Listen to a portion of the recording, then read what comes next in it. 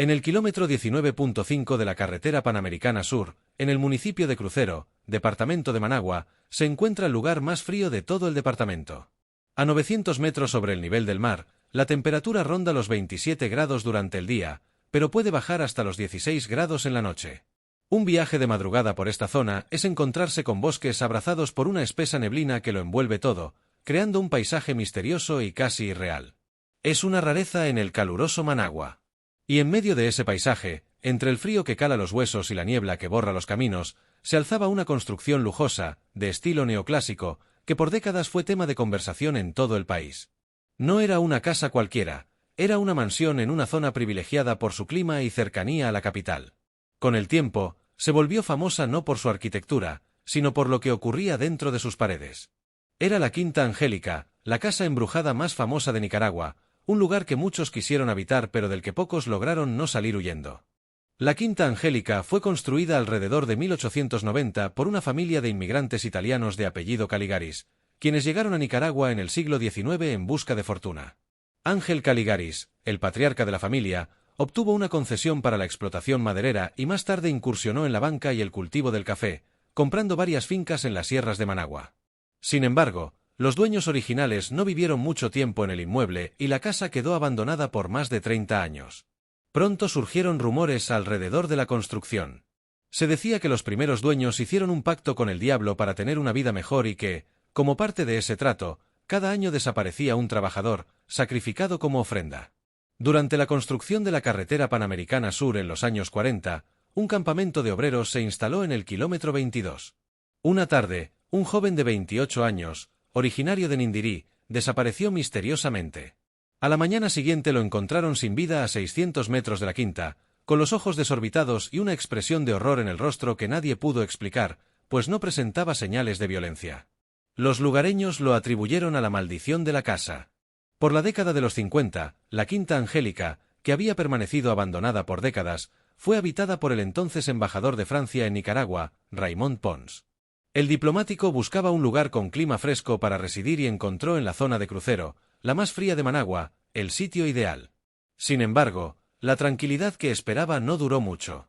Fue durante este tiempo que surgieron las primeras aseveraciones documentadas sobre fenómenos extraños en el lugar. Según relatos de la época, el embajador comenzó a experimentar situaciones inquietantes. Escuchaba pasos en las escaleras cuando no había nadie, gritos espeluznantes en medio de la noche, llantos de bebés que parecían venir de las habitaciones vacías y susurros que no tenían origen. Incluso llegó a recibir una palmada en la cara mientras dormía, despertando sobresaltado sin encontrar a nadie a su lado. La paz que buscaba se convirtió en pesadilla. La experiencia fue tan intensa que al mes de haber llegado, Pons decidió abandonar la casa definitivamente, dejando atrás no solo el inmueble sino también el misterio que lo envolvía. Su testimonio, por venir de una figura de autoridad y prestigio, consolidó la fama paranormal de la Quinta Angélica. A finales de 1976 se detectó una plaga de roya del café en las fincas de Carazo, lo que obligó al gobierno de Nicaragua a tomar medidas para detener el avance de esta enfermedad hacia el resto del país. Se instalaron retenes para la fumigación de automóviles que salían del perímetro establecido. A inicios de 1978, uno de esos retenes fue colocado exactamente en el kilómetro 22.4 de la carretera Panamericana Sur, prácticamente frente a lo que había sido la Quinta Angélica. Una cuadrilla de trabajadores se instaló allí, con la presencia de un guardia nacional encargado de obligar a detenerse a los conductores. Una noche, cuando el tráfico cesó por completo, la cuadrilla se resignó a simplemente montar guardia. Fue entonces cuando empezaron a escuchar un extraño ruido que comenzó como un aullido del viento y luego fue cambiando de tono. Según la versión más aterradora, de repente se oyó el soplo del viento, luego algo semejante al rumor de una multitud que se acercaba, y finalmente varios disparos. Los trabajadores salieron a ver qué ocurría, dejando a uno solo de guardia. Cuando regresaron, no encontraron nada fuera de lo común, pero el trabajador que se había quedado estaba muerto, con el rostro desencajado y los ojos desorbitados, sin ninguna señal de violencia en su cuerpo. En 1979, mientras la insurrección sandinista se intensificaba contra el régimen de Somoza, el doctor Julio Ricardo Aguilar, atemorizado por los acontecimientos, decidió refugiarse con su familia en la Quinta Angélica. Al llegar, sin embargo, se encontró con un comando guerrillero que ya había tomado posesión del lugar. Lo amenazaron, le permitieron tomar unas pocas pertenencias y lo expulsaron sin contemplaciones. Aguilar no tuvo más opción que abandonar para siempre la propiedad que tanto amaba. Para inicios de los años 80, un grupo de militares se estableció en la Quinta Angélica, sin imaginar lo que les esperaba. En su primera noche, mientras dormían, una fuerza invisible los despertó de golpe. Sin mediar palabra, algo los arrancó de sus camas y los expulsó junto con todas sus pertenencias, como si una mano gigante los hubiera sacado del lugar sin el menor miramiento. Los soldados, desconcertados y aterrados, no encontraron explicación alguna para lo ocurrido. Días después, otro grupo, esta vez policías, se instaló en la propiedad para un operativo. La historia se repitió. Mientras dormían, presencias invisibles los perturbaron, y al amanecer se encontraron fuera de la casa sin saber cómo habían llegado hasta allí. Nadie pudo darles razón de lo sucedido. Ambos grupos abandonaron el lugar jurando no regresar jamás, confirmando que en la Quinta Angélica habitaba algo que no toleraba intrusos. A finales de la década de los 80, un equipo periodístico del diario La Prensa llegó hasta la Quinta Angélica dispuesto a investigar de primera mano la verdad detrás de los rumores que rodeaban el lugar. El miércoles 17 de mayo de 1989, cuando el sol comenzaba a ocultarse tras los fríos parajes del crucero, los periodistas cruzaron la alambrada de púas que custodiaba la entrada y se encontraron con Esteban Lanuza, el guardián de la propiedad. Llevaba apenas 2 meses en el lugar y aseguraba no haber vivido nada extraño.